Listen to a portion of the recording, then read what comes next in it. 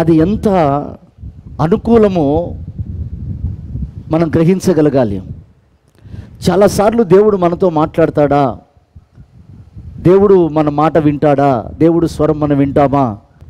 అలాగే కలిసి ప్రయాణం చేయగలుగుతున్నారు, కలిసి భోంచేయగలుగుతున్నారు, కలిసి పడుకోగలుగుతున్నారు. ఇవన్నీ కూడా ఆ వ్యక్తి ఎవరో తెలిసిన తర్వాత వాళ్ళు ఈజీగా స్నేహం చేయగలుగుతున్నారు. అది ఎంత ఈజీ ప్రియ దేవుని బిడ్డలారా, దేవునితో మాట్లాడటం, దేవునితో సహవాసం చేయటం కూడా ఆయన ఎవరో నువ్వు తెలుసుకొని స్నేహం చేయగలిగితే, ఆయనలో లేని క్వాలిటీస్ నువ్వు సంపాదించుకోగలిగితే నువ్వు స్నేహం చేయగలుగుతావు. దేవునికి స్తోత్రం కలుగును గాక. హల్లెలూయా, హల్లెలూయా. పెద్ద దాంట్లో విశేషమేమి లేదు.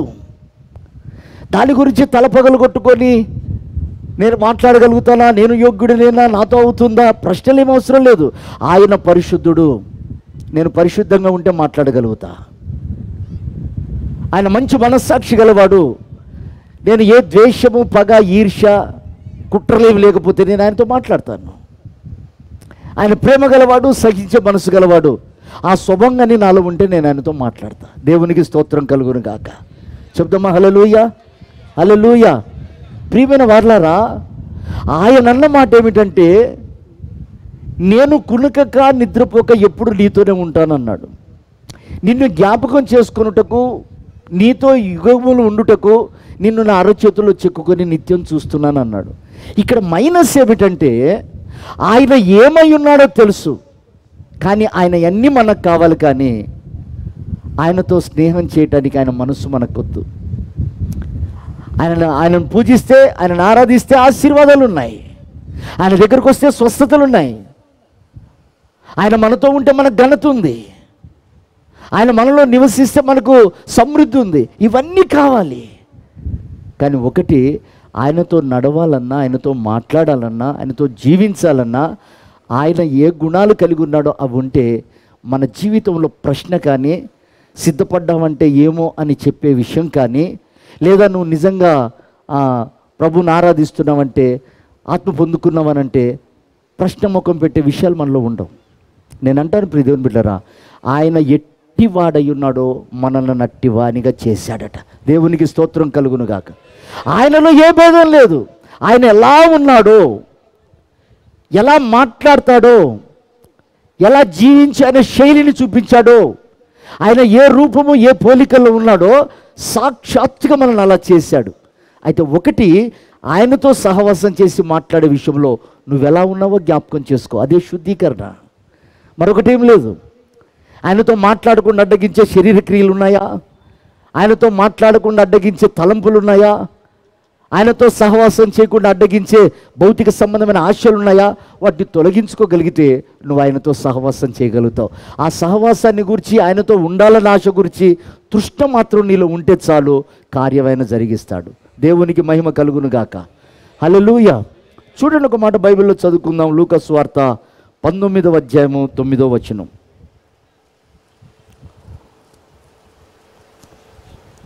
ప్రభువు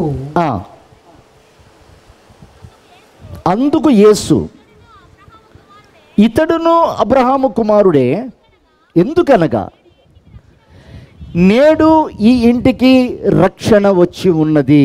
చాలండి. దేవునికి మహిమ కలుగును గాక. చెప్దాం చేతులెత్తి హల్లెలూయా, హల్లెలూయా. ఇక్కడ ఒక అద్భుతమైనటువంటి స్టోరీ మనందరికీ తెలుసు. యేసు ప్రభుల వారు యెరూషలేమును సంచరిస్తూ వెళ్తున్నప్పుడు, యెరికో ప్రాంతం గుండా వెళ్తుంటే విస్తారమైన గుంపుతో కలిసి వెళ్తున్నాడు. వెళ్ళే సమయంలో జక్కయ్య అనే భక్తుడు ప్రభువును చూడాలి అని ఒక తృష్ట కలిగి ఉన్నాడు.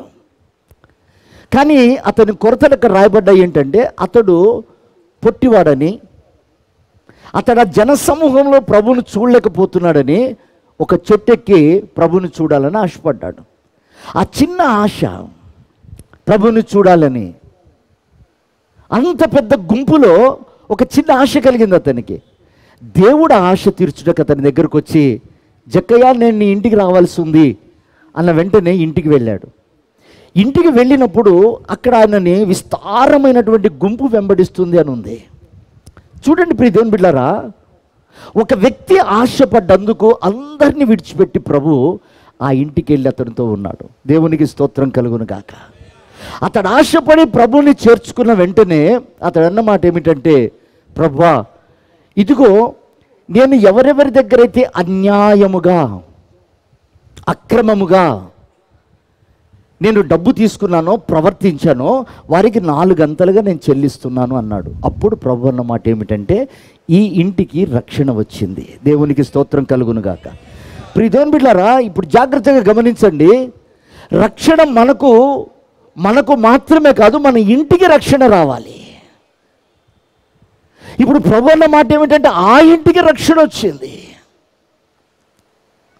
ఇల్లు అనగా భౌతికంగా కనిపిస్తున్నటువంటి అక్కడ జక్కయ్య ఇల్లు కాదు, కానీ జక్కయ్య హృదయము ఒక ఇల్లు. మన హృదయమే ఒక ఇల్లు అన్నాడు దేవుడు. ఆ ఇంటికి రక్షణ రావాలి. ఆ ఇంటికి రక్షణ వచ్చినప్పుడే ప్రభు అన్నమాట, ఇతడు అబ్రహాము కుమారుడు. దేవునికి స్తోత్రం.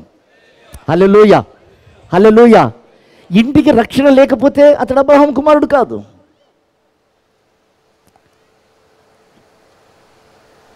ఇంట్లో వెలుగు లేకపోతే అది చీకటి. దేవుడు మాట్లాడేది జక్కయ్య యొక్క హృదయమును గూర్చి, ఆ హృదయాన్ని గూర్చి మాట్లాడతాడు. జక్కయ్య, నేను నీ ఇంటికి రావలసి ఉంది. దేవునికి స్తోత్రం కలుగునుగాక. హల్లెలూయా. ఆయన నివసించే ఇంటికి కాదు ప్రభు రావాలనుకున్నది. అది గ్రంథంలో రాసి పెట్టబడిందట. ప్రభు భూమి మీద ఏ పనులు చేయాలో, ఎక్కడికి వెళ్ళాలో ఆ మాట అంటాడు, నేను ఈ రోజున నీ హృదయంలోనికి రావాల్సి ఉంది. దేవునికి మహిమ కలుగునుగాక. యేసు ప్రభు అక్కడికి వచ్చి ఆ ఒక్క మాట పలికాడు, నేను నీ ఇంట్లోకి రావాల్సింది ఈరోజని. జక్కయ్య ఏమీ చెప్పకుండానే తన దగ్గరున్న అపవిత్రతనంతా తొలగిస్తున్నాడు. దేవునికి స్తోత్రం కలుగునుగాక. హల్లెలూయా. అంటే దేవుడు చెప్పలేదు, ఆ జక్కయ్య నువ్వు పాపివి, నువ్వు పలానా దగ్గర పలానా డబ్బు తీసుకున్నావు, పలానా వాడి దగ్గర ఇంత అన్యాయంగా దోచుకున్నావు, నువ్వు అన్యాయంగా ఇలాంటి తలపు కలిగి ఉన్నావు, నువ్వు అక్రమంగా ఈ ఆలోచనలు కలిగి ఉన్నావు, నీ పద్ధతి ఇలా ఉంది అని అతడితో ఏం మాట్లాడలేదు. కానీ నేను రావాలనుకుంటున్నా, నీ ఇంటికి వచ్చే పని ఉంది అన్నాడు. అంతే, అతనిలో ఉన్నటువంటి అక్రమం అంతా తొలగిపోయింది. దేవునికి స్తోత్రం కలుగును గాక. చెప్దాం హల్లెలూయా. ప్రియమైన దేవుని బిడ్డలారా, ఈరోజు రక్షణ కావాల్సింది ఇంటికి. బాప్టిజం తీసుకున్నాం, దేని కొరకు తీసుకున్నాం? మార్పు కొరకు మనం తీసుకున్నాం. క్రీస్తుని అంగీకరించి ఆయనను మన హృదయంలో ప్రతిష్ఠ చేయాలని, ఆయన మనలో నివాసం ఉండాలని మనము రక్షించబడ్డాం. అందుకే చూడండి, బాప్టిజం ఇచ్చే యోహాన్ అంటాడు ఒక మాట. యోహాను సువార్త 3వ అధ్యాయము 6-7 వచనాలు ఒకసారి చూడండి.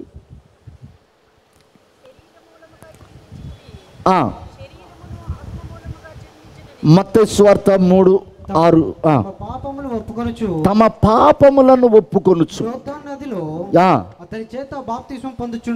అతని చేత బాప్తిసం పొందుచుండిరి. ఎవరండి అక్కడ బాప్తిసం పొందేది?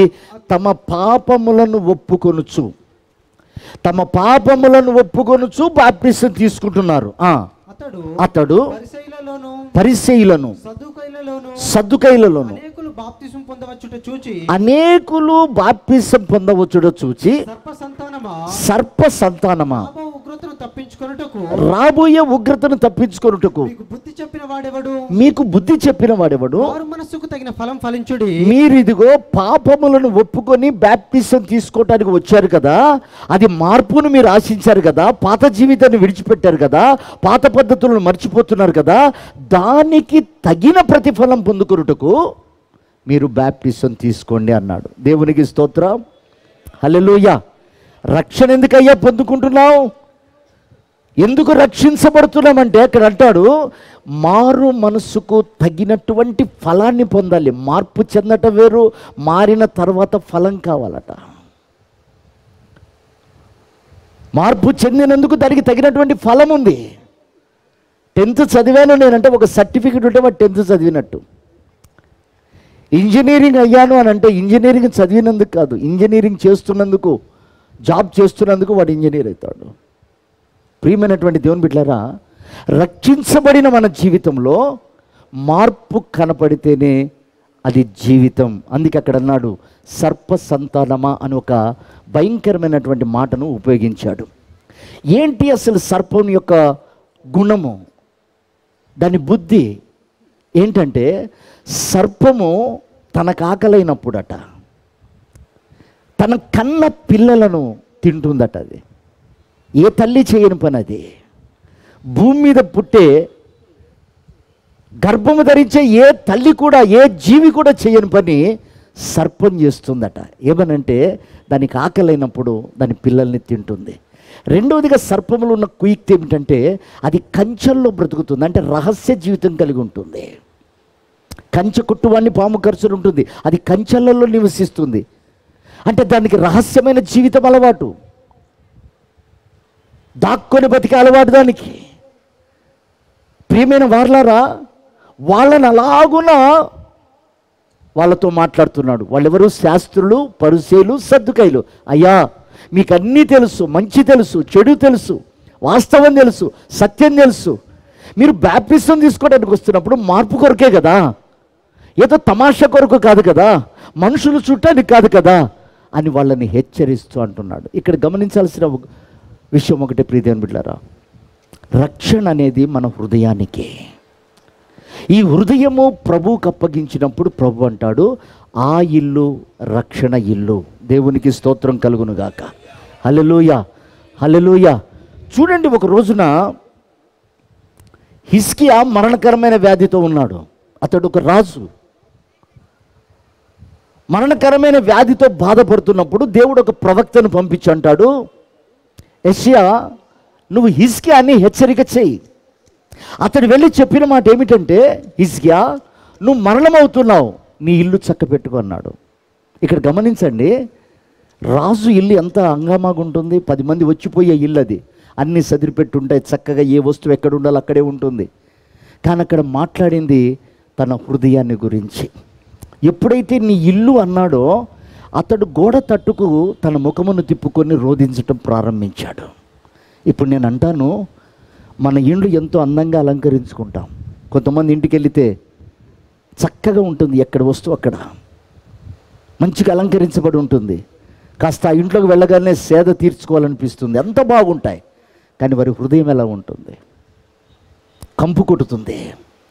మాటల్లో దోషం, చూపుల్లో దోషం, ప్రవర్తనలో దోషం. ఇల్లు మాత్రం చక్కగా ఉంటుంది చూడటానికి. ఇదిగో ఇది సంపాదించాం, ఏ వస్తువు ఎక్కడ పెట్టాలో చూడగానే చక్కగా ఉంది ఇల్లు అనిపిస్తుంది.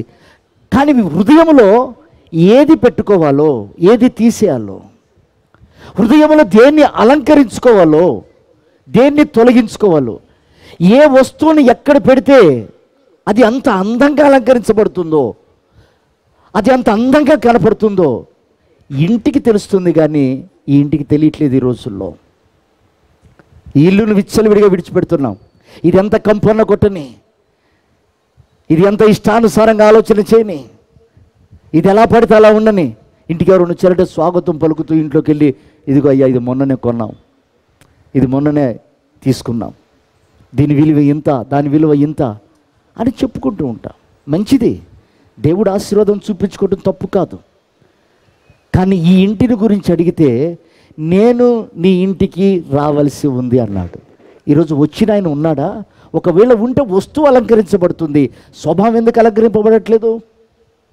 ఖరీదు కలిగిన వస్తువు చూపించగలుగుతున్నావు, ఖరీదు కలిగినటువంటి ఫలాన్ని ఎందుకు చూపించలేకపోతున్నావు? ఈ రోజున ప్రియదేవుని బిడ్డలారా, జాగ్రత్తగా వినండి.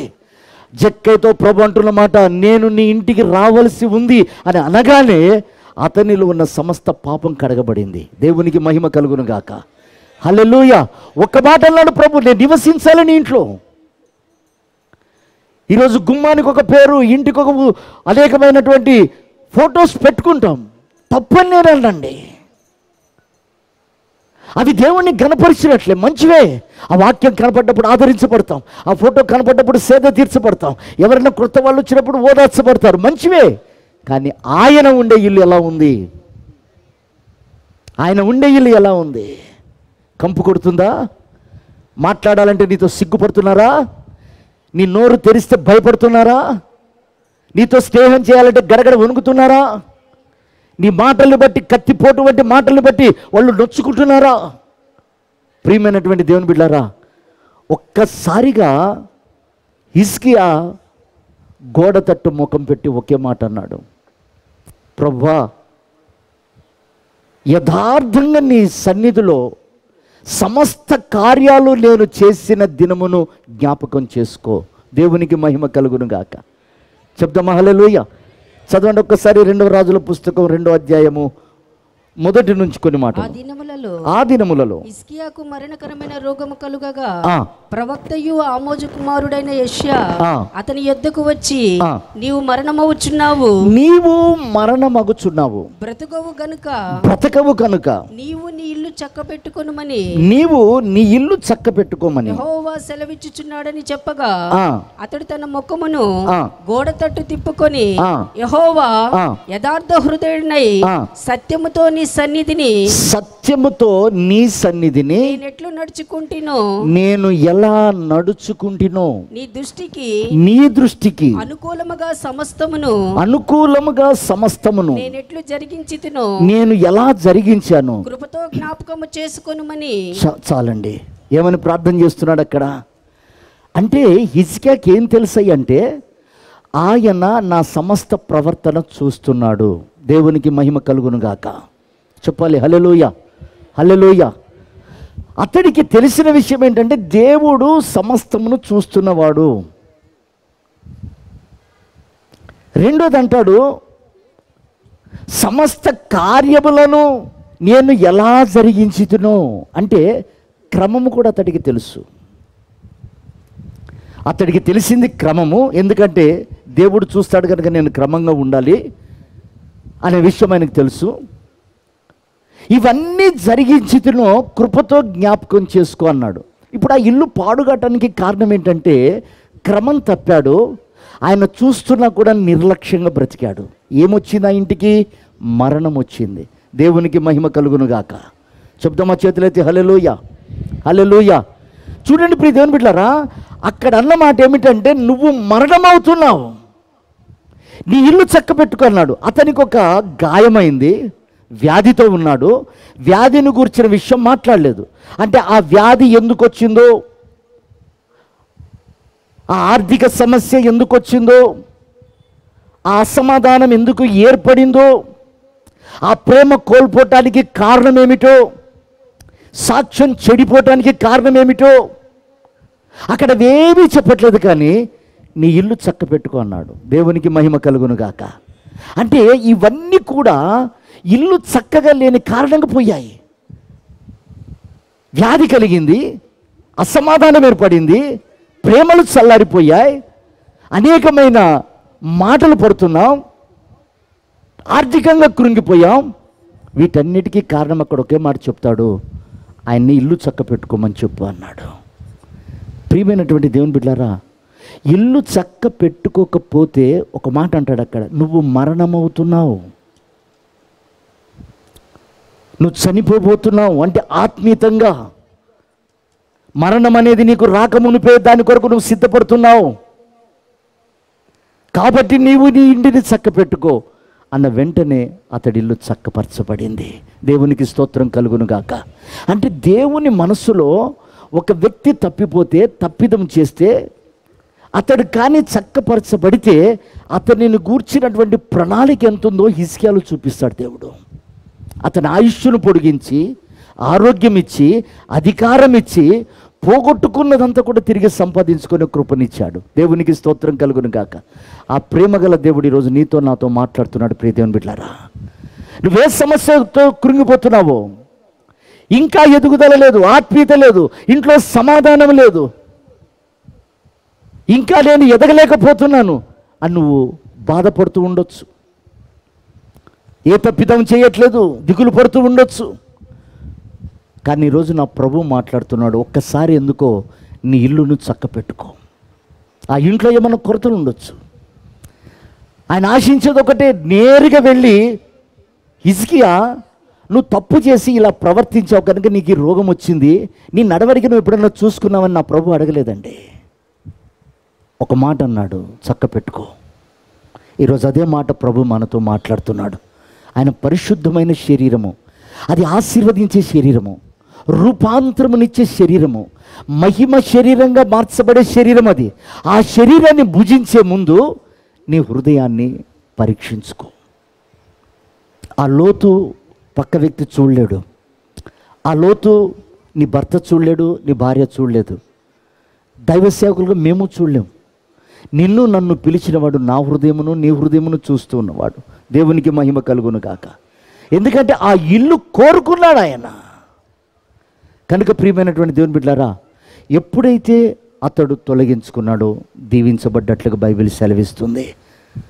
చూడండి, బైబిల్ సెలవిస్తున్న మాట ఏమిటంటే, దేవుడు ఎవరిలో నివసిస్తాడయ్యానంటే యథార్థత కలిగిన వారిలోనే అంటాడు దావీదు. 108వ దావీదు కీర్తన, 101వ దావీదు కీర్తన మొదటి 2 వచనాలు కూడా చదువుకుందాం. న్యాయమును గూర్చి నేను పాడతాను, యెహోవా నిన్ను కీర్తిస్తాను, నిర్దోష మార్గమున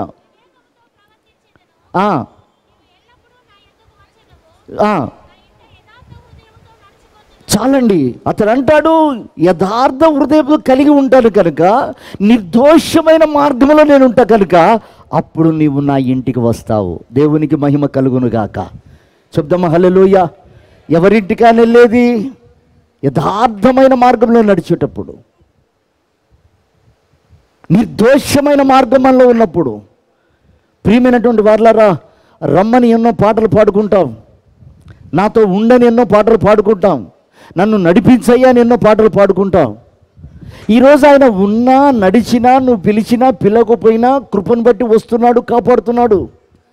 కానీ నీ హృదయంలో నెమ్మది, ఫలభరితమైనటువంటి జీవితం మనం చేయగలుగుతున్నామా లేదా ఒకసారి మనం జ్ఞాపకం చేసుకోవాలి. అతడు అభివృద్ధి పరచబడటానికి అతనిలో ఉన్న చేదును తొలగించుకున్నాడు. ఇప్పుడు జాగ్రత్తగా వినండి. ప్రభు ఒకవేళ మన హృదయంలో ఉంటే, ప్రభు మన ఇంటికి వస్తే మనలో ఏ స్వభావం ఉండాలి? మొట్టమొదటి మాట మనం చదువుకుందాం. లూకా సువార్త 15వ అధ్యాయము 20వ వచనం మనం చదువుదాం. వాడింకా దూరముగా ఉన్నప్పుడే వానిని చూచి కనికరపడి పరిగెత్తి వాని మెడ మీద పడి ముద్దు పెట్టుకొనెను. అప్పుడు ఆ కుమారుడు అతనితో తండ్రి, నేను పరలోకమునకు విరోధముగాను నీ ఎదుట పాపము చేసి తిని మీదట నీ కుమారుడని అనిపించుకొనుటకు యోగ్యుడను కాను అనెను. చాలండి. ఇక్కడ చూడండి, తండ్రి ఇప్పుడు కుమారుడు తన దగ్గర ఉన్న ఆస్తి అంతా తీసుకొని వెళ్ళాడు, పందులు తినే పొట్టు తింటున్నాడు, తండ్రికి అవమానం తీసుకొచ్చాడు. లోకులు ఇతడు వెళ్తున్నప్పుడు నానా రకాలుగా మాట్లాడుతున్నారు. ఇప్పుడు ఆ తండ్రి అతడు దూరముగా ఉండగానే పరిగెత్తుకొని వెళ్ళి అతన్ని కనికరించి ముద్దు పెట్టుకున్నాడు. దేవునికి స్తోత్రం కలుగునుగాక. చెప్దామా చేతులైతే హల్లెలూయా. ఇప్పుడు యేసయ్య నీలో ఉంటే, ఆయన అంటాడు నిర్దోషమైన మార్గమందు నడుస్తుడు కనుక ఆయన మనలోకి వస్తాడు. యథార్థంగా ఉన్నప్పుడు నీవు నా ఇంటికి వస్తావు అన్నాడు. ఇప్పుడు ఆయన వచ్చాడు, మనలో ఉన్నాడు. ఆయన స్వభావం ఏంటిది? క్షమించే మనస్సు. ఎవరిని క్షమిస్తున్నాడు? జల్లెడ పట్టాడు తండ్రిని, విస్తారమైన సంపదను తీసుకొని పోయి దుర్వినియోగపరిచాడు, అవమానపరిచాడు. చివరికి అతడు ఏ స్థితి లేక పందులు తినే పొట్టు తిన్నాడు. తండ్రికి ఎంతో అవమానం తీసుకొచ్చాడు. కానీ ఆ తండ్రి అతడు దూరముగా ఉండగా వెళ్ళి ముద్దు పెట్టుకొని క్షమించాడు. తండ్రి ఉంటే, జక్కయ్య నేను నీ ఇంటికి రావాల్సి ఉంది. ఈరోజు మనం హృదయంలో దేవుడున్నాడు, ఆత్మ నడిపిస్తుంది, ఎన్నోసార్లుగా భాషలు మాట్లాడుతూ ఆరాధన చేస్తూ ఉన్నాం.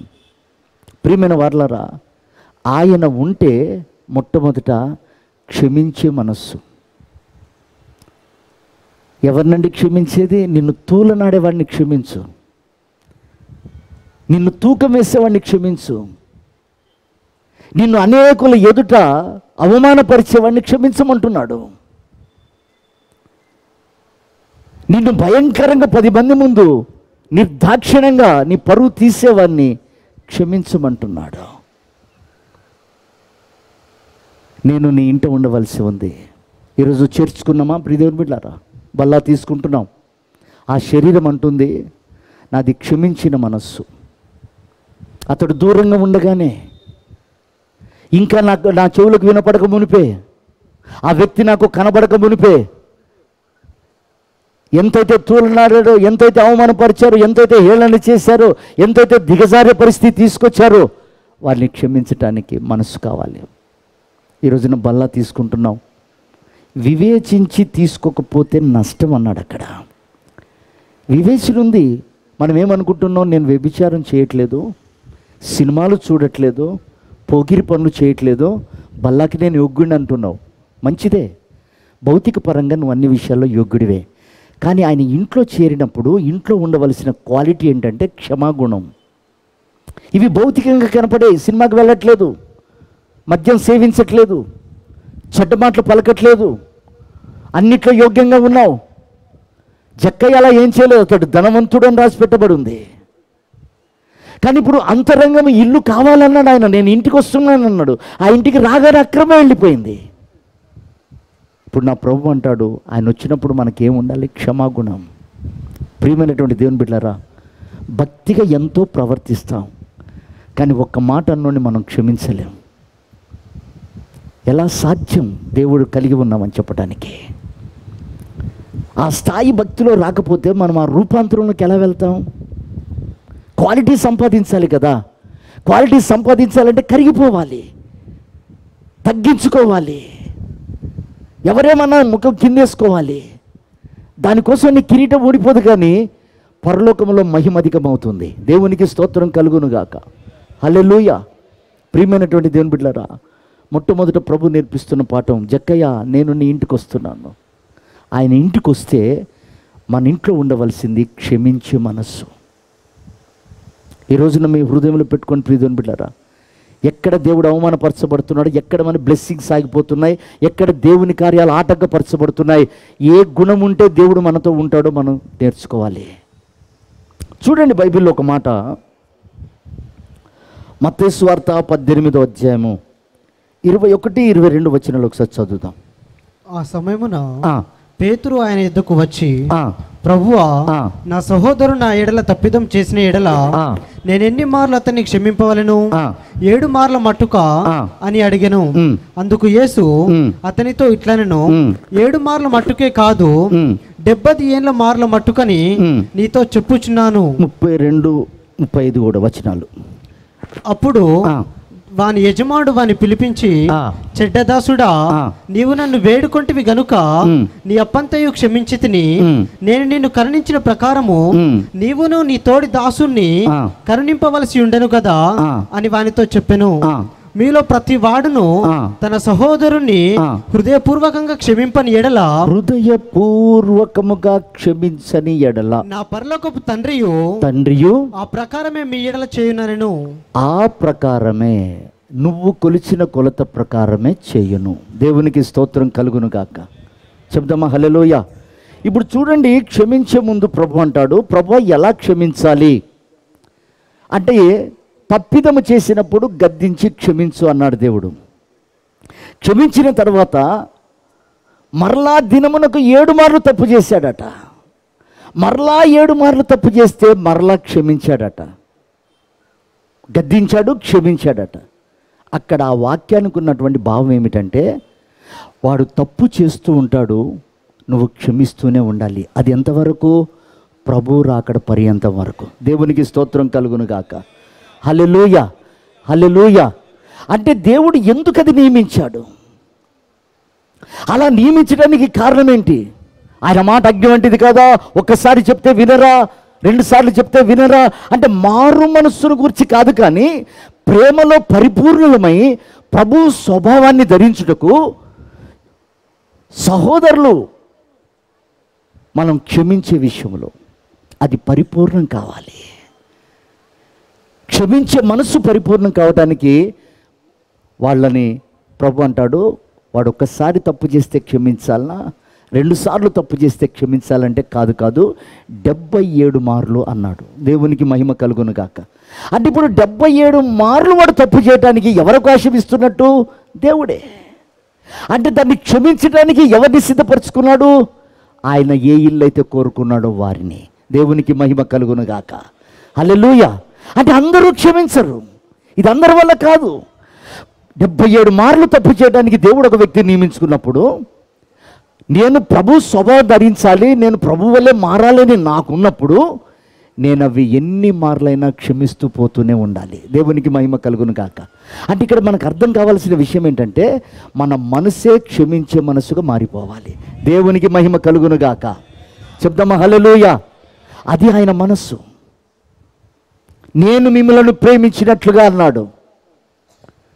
ప్రియదేవుని బిడ్డలారా, ఇది ఎంత క్వాలిటీ మీకు అర్థం అవ్వట్లేదు. అది ఒక్కటిగా నేను సంపాదించుకోగలిగితే నీ కళ్ళల్లో ఏది పాపం కానీ తప్పు కానీ కనపడదు.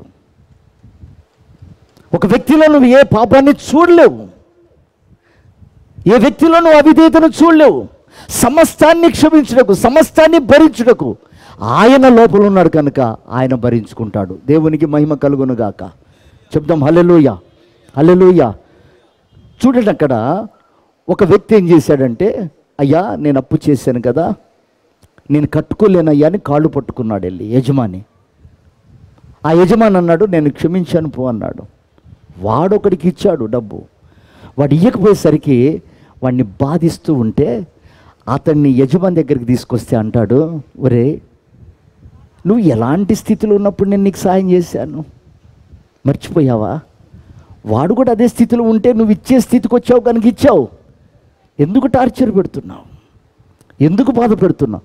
వీడిని తీసుకెళ్ళి అగ్నిగుండంలో వేయండి అన్నాడు. దేవునికి స్తోత్రం కలుగును గాక. వ్యత్యాసం గమనించారు ప్రియదేవుని బిడ్డలారా. అతడు నరకమునకు వెళ్ళుటకు, అతడు శిక్ష పొందుకొనుటకు అతడు చేసిన తప్పేమిటి? క్షమించే మనస్సును కాపాడుకోకపోవడం చేత, క్షమించే మనస్సును వృద్ధిపరచుకోవడం చేత అతడు నరకానికి వెళ్ళాడు. అందుకే ప్రభు అంటాడు, నీ పాపము, ఒకరి పాపాన్ని ఎంచేటప్పుడు నీ పాపం నీకు గుర్తురాదా? ఒకరిని వేలు పెట్టి చూపించేటప్పుడు నీ గత జీవితం గుర్తురాదా? అందుకే నిన్ను నేను క్షమించినట్లుగా వాళ్ళను క్షమించాలి. దేవునికి స్తోత్రం కలుగును గాక. హల్లెలూయా. మొట్టమొదటి పాఠం ప్రియదేవుని బిడ్డలారా, ఆయన మనలోనికి వస్తే, ఆ ఇంటిని కోరుకుంటే మనలో ఉండవలసింది క్షమించే మనస్సు. అది ఆయన మనస్సు.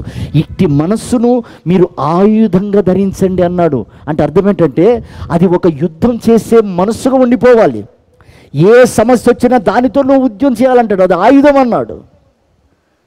ఏ ప్రాబ్లం వచ్చినా, ఏ సమస్య వచ్చినా, ఏ వ్యతిరేకత వచ్చినా, ఎంత నిన్ను కదిలించాలని పరిస్థితులు వచ్చినా ఆ మనసుతోనే నువ్వు యుద్ధం చేయి, అది నీకు కవచం అన్నాడు. కనుక ప్రియమైన వారలారా, ఈ కడవరి దినాల్లో అన్నీ సంపాదించుకుంటున్నాం. భర్తను భార్య క్షమించలేని పరిస్థితి, భార్యను భర్త క్షమించలేని పరిస్థితి, పిల్లలు ఒకరినొకరు క్షమించుకోలేని పరిస్థితి. ఒకే ఇంట్లో ఉంటాం, మాట్లాడుకోకుండా ఉంటాం. ఒకే కుండలో భోజనం చేస్తాం, అక్కడి వరకు బాగానే ఉంటుంది, మళ్ళీ ఎవరి పడకల మీదకి వాళ్ళు వెళ్ళిపోతూ ఉంటారు. నేను అంటున్నాను, నిన్ను క్షమించాడు కనుక నీవే వెళ్ళి క్షమించు, నీవే వెళ్ళి అడుగు, నీవే వెళ్ళి ప్రయాసపడు. ఎందుకంటే అది నిన్ను పరలోకానికి సిద్ధపరిచే స్వభావము. దేవునికి మహిమ కలుగును గాక. హల్లెలూయా, హల్లెలూయా. చూడండి, యోహాను సువార్త 13వ అధ్యాయము 34వ వచనం ఒకసారి చదువుదాం.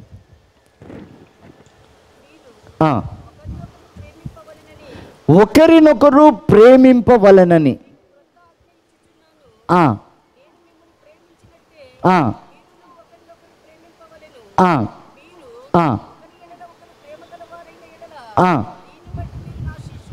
దానిని బట్టి మీరు నా పిల్లలు, దానిని బట్టి మీరు నా శిష్యులు, దానిని బట్టి మీరు నా పిల్లలని నేను చెప్పుకుంటాను.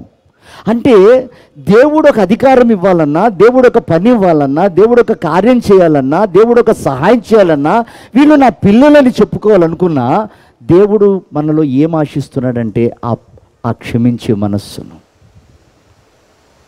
ప్రియమైన దేవుని బిడ్డలారా, చాలా తేలిగ్గా మన సహోదరులను కుటుంబాలను ఇది లేక పాడు చేసుకుంటున్నాం. చూడండి, బయట అనేకమైన అక్రమాలు పెరగడానికి కారణం ఏంటి? క్షమించుకునే మనసు లేకపోవటం. అక్రమం విస్తరిస్తుంది, అనేకమైన అక్రమ సంబంధాలు విస్తరిస్తున్నాయి. వీటన్నిటికి కారణం ఏంటి? క్షమించుకునే మనస్సు లేకపోవటం. క్షమించుకునే మనస్సు లేకపోవటం మూలన అవి నరకానికి దారితీస్తున్నాయి. కనుక సంగమా, ఆయన చేర్చబడితే మొదట ఉండేది క్షమించే మనస్సు. రెండవది కూడా చదువుకుందాం. సువార్త 14:27. శాంతి మీకు అనుగ్రహించి వెళుతున్నాను, నా శాంతినే మీకు అనుగ్రహించుచున్నాను. ఆ లోకమిచ్చునట్లుగా మీకు అనుగ్రహించుట లేదు. మీ హృదయములను కలవరపడనీకండి, నిర్వనీయకండి. చూడండి, ఇక్కడ ఆయన మనలో ఉంటేనంట ఆయన ఇచ్చే శాంతి, అంటే ఆయన సమాధానం అని ఉంది బైబిల్లో. ఇప్పుడు ఆయన సమాధానం ఇచ్చి వెళ్ళాడు. ఇప్పుడు ఆ సమాధానాన్ని మనం కాపాడుకోవాలి. ఎలా కాపాడుకోమంటున్నాడు? ఆయన ఒక అమరం మీద పడుకొని పడవలో వెళ్తున్నప్పుడు సముద్రం మీద తుఫాన్లు లేచాయి, భయంకరమైన ఈదురు గాలులు. ఆ పడవనంత దోణినంతా కూడా ఆ అలల చేత కొడతా ఉంటే అప్పుడు అంటాడు, నా శాంతిని మీకు అనుగ్రహించి వెళ్తున్నాను, దాన్ని కాపాడుకోండి. దేవునికి స్తోత్రం కలుగును గాక. ప్రియమైన దేవుని బిడ్డలారా, రెండవదిగా దేవుడుతో మనం పోగొట్టుకున్న సమాధానాన్ని నా ప్రభువైన యేసుక్రీస్తు ఈ లోకానికి దిగి వచ్చి ఆయన శరీరం అంతా కూడా రక్తసిక్తమై ఆయన మరణించి తండ్రితో సమాధానం ఇచ్చానంటాడు. దీన్ని కాపాడుకో. అది కాపాడుకోమన్న చెప్పిన వ్యక్తి ఎలాంటి శ్రమలు అనుభవించాడు, ఎలాంటి భయంకరమైన పరిస్థితుల మధ్యలో నడిచాడు. ఇప్పుడు అదే క్రమంలో నా శాంతినిచ్చాను, మీరు కాపాడుకోండి, దాన్ని నేనున్నాను, నేను కోరుకొని వచ్చాను, దాన్ని కాపాడండి అంటాడు. అంటే అలలు లేసినట్లుగా మన జీవితం మీదకి అనేకమైన పరిస్థితులు ఎదురవుతాయి. నీ విశ్వాస జీవితాన్ని అతలాకుతలం చేసే పరిస్థితులు వస్తాయి. నువ్వు ఎదిగిన అనుభవాన్ని పాడు చేసే అనుభవాలు వస్తాయి. నువ్వు ప్రభుత్వ సమాధానం ఉండి పొందుకుంటున్న ఆ అనుభవాలన్నింటినీ పాడు చేయడానికి ఇలాంటివన్నీ వస్తాయి. అప్పుడు ప్రభు అన్న మాట ఏమిటంటే, ఆ శాంతిని కాపాడుకోగానే నీ హృదయాన్ని కలవరపరచకు. దేవునికి స్తోత్రం. అంటే అర్థం ఏంటంటే, అవి నీకు ఏమీ చేయలేవు, అవి నిన్ను తాకలేవు, నిన్ను ముట్టలేవు. అది వ్యాధి కావచ్చు, సమస్య కావచ్చు, కలవరం కావచ్చు, ఏదైనా సరే ఆ సమాధానాన్ని అయితే నువ్వు కాపాడుకో. ప్రియదేవుని బిడ్డలారా, ఒక వ్యక్తిలో సమాధానం లేకపోతే ద్వేషం వస్తుంది. శాంతి లేని చోట ఏముంటుంది? అలజడి ఉంటుంది, కలవరం ఉంటుంది, విభేదాలు ఉంటాయి, వ్యత్యాసాలు ఉంటాయి. కనుక అవి రాకుండా ఉండుటకే తండ్రి యొద్ద నుండి మనకు సమాధానం ఇచ్చి నా యేసయ్య బలియాగమయ్యాడు. ఇప్పుడు మనం తీసుకునే శరీరము రక్తసిక్తమై చిల్ల పెంకుల వల్లే ఎగసిపడ్డ ఆ శరీరాన్ని మనం భుజిస్తున్నాం. ఎందుకు ఇచ్చాడయ్యా ఆ శరీరం అంటే, ఆయనతో ఎప్పుడు నువ్వు సమాధానం పోగొట్టుకోకూడదు. ఆ సమాధానం పోగొట్టుకోకుండా ఉండకు నీకు ఆ శరీరం ఇస్తున్నాడు. నా తండ్రితో నేను ఇన్ని శ్రమలు వచ్చినా, ఇన్ని నిందలు వచ్చినా, అవమానాలు వచ్చినా నేను ఆ లింక్ కట్ చేసుకోలేదు. ఆయన వైపు చూస్తున్నాను, ఆనందిస్తున్నాడు ఆయన. ఇంకా నేను శ్రమ పడటానికి ఇష్టపడుతున్నా, ఆయన సంతోషపడుతున్నాడు అని ప్రభు చెప్పాడు. ప్రియమైన దేవుని బిడ్డలారా, సమాధానం అనేది లేకపోతే మన జీవితము అల్లకల్లోలంగా ఉంటుంది. చూడండి, అక్కడ రాయబడ్డ ఇంకొక మాట, లూకా సువార్త 9వ అధ్యాయము 19వ అధ్యాయము 5-8 వచనాలు ఒకసారి చదవండి.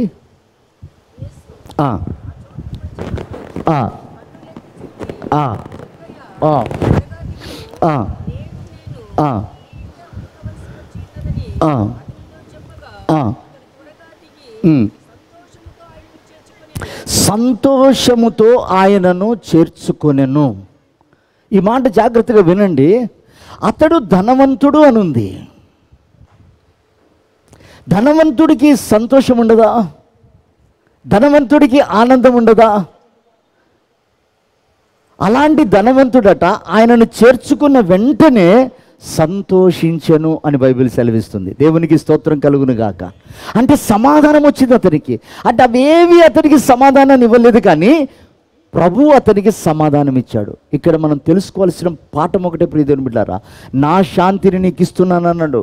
డబ్బుతో నీకు శాంతి రాదు, బలముతో నీకు శాంతి రాదు, బలగముతో నీకు శాంతి రాదు, దేనితో కూడా నీకు సమాధానం ఉండదు. కానీ ఆయన అనుగ్రహించే సమాధానం, ఆ సమాధానం ఎప్పుడంటే శోధనల మధ్యలో, ఇరుకుల మధ్యలో, ఇబ్బందుల మధ్యలో నువ్వు పుట్టం వేయబడుతున్నప్పుడు ఆ సమాధానం నిన్ను ఆదరిస్తుంది, ధైర్యపరుస్తుంది, ఓదారుస్తుంది. దేవునికి మహిమ కలుగును గాక. హల్లెలూయా, హల్లెలూయా. ఆ సమాధానాన్ని కాపాడుకోమంటున్నాడు. సమాధానాన్ని కాపాడుకునే విషయంలో నువ్వు బలులు అర్పించేటప్పుడట ప్రభు అంటాడు, అది అక్కడ పెట్టే. పాట పాడుతున్నావా, అక్కడ పెట్టే. కానుకేయటానికి వెళ్తున్నావా, అక్కడ పెట్టే. ఆరాధిస్తున్నావా, అక్కడ పెట్టే. నేను అంటాను, ఒక వ్యక్తితో సమాధానం లేనప్పుడు, ఒక వ్యక్తితో మనకు ఆయాసకరంగా ఉన్నప్పుడు మోకరించిన వెంటనే నీకు జ్ఞాపకం చేసేది ప్రభు అదే. అయ్యో వాళ్ళు నన్ను ఇలా అన్నారే, వాళ్ళు ఇలా మనసు కష్టపడ్డారే. నువ్వు అది పెట్టుకొని ప్రార్థన ఎలా చేయగలుగుతా? బలర్పించలేం మనం. ఏ విధం చేతనైనా సమాధానం పోయిన తర్వాతనే అబ్బా నెమ్మదిగా ఉందని మనం ప్రార్థనలో కూర్చోగలుగుతాం. కానీ ఇక్కడ అంటాడు, బలి అర్పిస్తుంటే నువ్వు అక్కడ పక్కన పెట్టెళ్ళి సమాధాన పడి వచ్చి బలిలు అర్పించు అన్నాడు. దేవునికి మహిమ కలుగును గాక. అంటే ఇప్పుడు నువ్వు సమాధానాన్ని కాపాడుకోవడం ఎంత ప్రాముఖ్యం అర్థం చేసుకోండి. ఎందుకంటే ఆయన జక్కయ్య నేను నీ ఇంట ఉండవలసి ఉంది, ఆయన ఉండవలసి ఉంది కనుకనే మనల్ని రక్షించుకున్నాడు, మనలో ఉంటున్నాడు. ఉంటున్న దేవుడు ఆయన సమాధానకర్త. దాన్ని కాపాడుకోవటానికి జగడాలకు వెళ్ళకూడదు. ఒక వ్యక్తి మనతో సమాధానం లేదంటే ముందుకు మనం వెళ్ళి సమాధానం పడాలి. ప్రియమైన దేవుని బిడ్డలారా, ఒకవేళ అలా సమాధానం లేకుండా బల్లా తీసుకున్నాం, నష్టం ఎవరికి? అమ్మో సంఘంలో బల్లా తీసుకుంటే తీసుకోకపోతే ఏమనుకుంటారు, అవమానిస్తారేమో అనుకుంటాం. కానీ ఇప్పుడు తీసుకునేటప్పుడు జ్ఞాపకం చేస్తున్నాడు దేవుడు ఏంటంటే, నువ్వు వివేచించి తీసుకుని నీకు ఆశీర్వాదం వస్తుంది. నువ్వు వివేచించి తీసుకొని నీకు ఆశీర్వాదం నీకే వదిలిపెట్టాడు. ఎందుకంటే మనసులో ఉన్న ద్వేషము, అసూయ ఇవెవరికి కనపడవు. కనుక ప్రియమైన వారలారా, నిండైన దీవెనలు ఆయన ఎల్లప్పుడూ ఒక మనుషుడిలాగా మాట్లాడి మోషతో మాట్లాడినట్లుగా మాట్లాడే దేవుడు ఆయన. ఒకటే, ఆయన కలిగిన క్వాలిటీస్ నువ్వు సంపాదించు, నీతో ఆయన ఉంటాడు. దేవునికి స్తోత్రం కలుగును గాక. హల్లెలూయా. కనుక ప్రియ దేవుని బిడ్డలారా, ఆ బల్ల మన దగ్గరకు వస్తుంది. క్షమించి మనం సంపాదించండి, ద్వేషించకండి. ఎందుకంటే నువ్వు 77 మార్లు క్షమిస్తూ వెళ్ళాలంటే ద్వేషం అనే అపవాది మనల్ని తాకొద్దన్నది దేవుని సంకల్పం. కనుక నువ్వు శరీరాన్ని తీసుకునేటప్పుడు ఆ మనసు కొరకు ప్రార్థన చేసుకో, ప్రయాసపడు. సమాధానం, వాళ్ళు చిన్నోళ్ళ పెద్దోళ్ళ, అయిన వాళ్ళ కాని వాళ్ళ, ఏదన్నా అన్నారా, నిర్మోహమాటంగా వెళ్ళి సమాధానపడు. నిశ్చయంగా ప్రభు అటు కృప మనకు అనుగ్రహించి ఈ బల్లా ద్వారా తన స్వభావం మన ఒక్కొక్కరిలో నింపి ఆయన రాకడకు సిద్ధపరచును గాక. ఆమె